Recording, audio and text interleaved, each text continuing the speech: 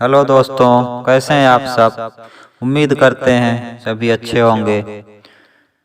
सभी दोस्तों से निवेदन है कि हमारे YouTube चैनल दर्पण ज्ञान YouTube चैनल को सब्सक्राइब कर लें ताकि हमारी हर वीडियो का नोटिफिकेशन पहुंचता रहे, क्योंकि आपका एक सब्सक्राइब करना हमारे लिए बहुत महत्वपूर्ण रखता है। दोस्तों, हमारे YouTube चैनल पर प्रतिदिन एक नई ज्ञानवर्धक वीडियो जैसे धार्मिक व ज्ञानवर्धक कहानी, धार्मिक शास्त्र, पुराणों से प्रेरणा वाली संबंधित वीडियो आती है। अतः आपसे हमें उम्मीद है कि हमारी प्रत्येक वीडियो को जरूर पसंद आएगी, इसीलिए हमारी वीडियो को लाइक करें और दूसरों को शेयर अवश्य कर देना। चलिए दोस्तों, आज की कहानी शुरू करते हैं। नीले सियार की कहानी। एक बार की बात है, एक सियार भोजन की खोज करते करते पास के नगर में आ पहुंचा। नगर के कुत्तों ने सियार को देखते ही भौंककर उसका पीछा करना शुरू कर दिया और तेजी से उसका पीछा करने लगे। भूख से व्याकुल सियार को कुछ समझ नहीं आ रहा था और वह कुत्तों से अपनी जान बचाने के लिए तेजी से भागने लगा। सियार भागते भागते एक रंगरेज के घर में आ गया और रंगरेज के घर में पहुंचते ही उसे सामने एक बड़ा सा नील के रंग से भरा हुआ बर्तन दिखाई दिया। इससे पहले कि वह बचने का कोई और उपाय सोच पाता कि तभी वहां आसपास से कुत्तों के भौंकने की आवाज आई।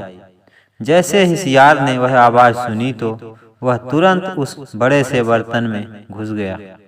थोड़े समय तक नील से भरे हुए बर्तन के अंदर रहने के बाद जब सब कुछ शांत हो गया, तब सियार बड़ी सतर्कता के साथ उस बर्तन से बाहर आया। नील के बर्तन से बाहर आने के बाद वह तुरंत जंगल की ओर भूखे पेट ही लौट गया। जंगल की तरफ लौटते समय उसका ध्यान अपने शरीर पर गया और उसने देखा कि उसका रंग पूर्णतः नीला हो चुका है। अपने शरीर का रंग देखकर उसे कुछ भी समझ नहीं आ रहा था और वह आगे की सफर में भी इसी बारे में सोचते सोचते आगे बढ़ता गया।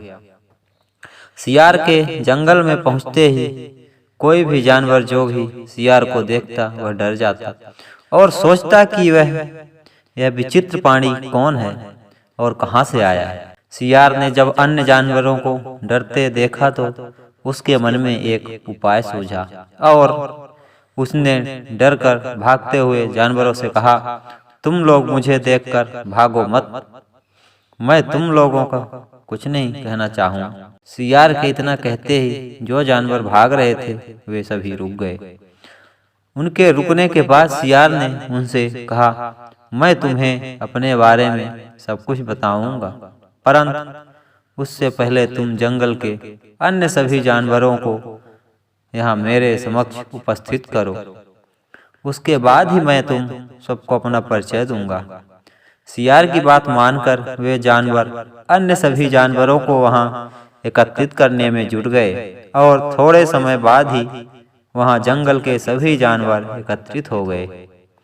सभी जानवर के वहां एकत्रित होने के बाद सियार ने सभी जानवरों से कहा, जैसा कि तुम सभी जानवर जानते हो कि तुम्हारा भी कोई राजा नहीं है, इसलिए भगवान ने मुझे तुम्हारा राजा घोषित करके यहाँ भेजा है।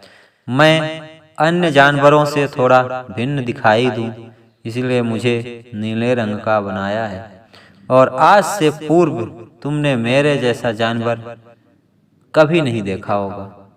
सियार द्वारा इतना कहते ही किसी भी जानवर में उसका विरोध करने की हिम्मत नहीं हुई और सभी जानवरों ने उसकी बात को बिल्कुल स्पष्ट रूप से सत्य मान लिया।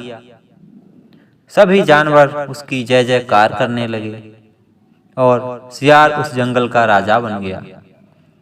राजा बनने के बाद सियार जो कुछ भी आदेश देता, अन्य जानवर उसका वह आदेश पूरा करते।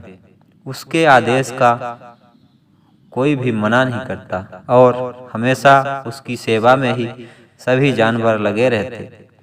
इस प्रकार से सियार की मौज आ गई और उसका जीवन भी पहले की तरह न रहकर बिल्कुल सचमुच एक राजा के जैसा हो गया। कुछ दिनों के बाद जब वह रात में विश्राम कर रहा था, तभी उसे अन्य सियारों के चिल्लाने की आवाज सुनाई दी। जैसे ही वह अन्य सियारों के चिल्लाने की आवाज को सुनता है, तो वह खुद को भी चिल्लाने से नहीं रोक पाता। वह तुरंत चांद की तरफ अपना मुंह ऊपर करके अन्य सियारों की तरह चिल्लाने लगता है। उसे चिल्लाता देख जंगल के सभी जानवर समझ जाते हैं कि ये तो सियार है, जो हम सभी को मूर्ख बना रहा है। उसकी सच्चाई पता लगाने के बाद सभी जानवर उसे गुस्से से उसकी तरफ देखने लगे और सियार भी उन्हें देखकर समझ जाता है कि उसका अब भेद खुल चुका है। वह जैसे ही भागने का प्रयास करता है, वैसे ही तुरंत शेर उसके पास पीछे से आ जाता है और उसे वहीं खत्म कर देता है। तो दोस्तों, हमें इस कहानी से सीख मिलती है कि नकली दिखावा नहीं करना चाहिए। हमें जो सही है, सच्चाई है, वही जिंदगी जीना चाहिए।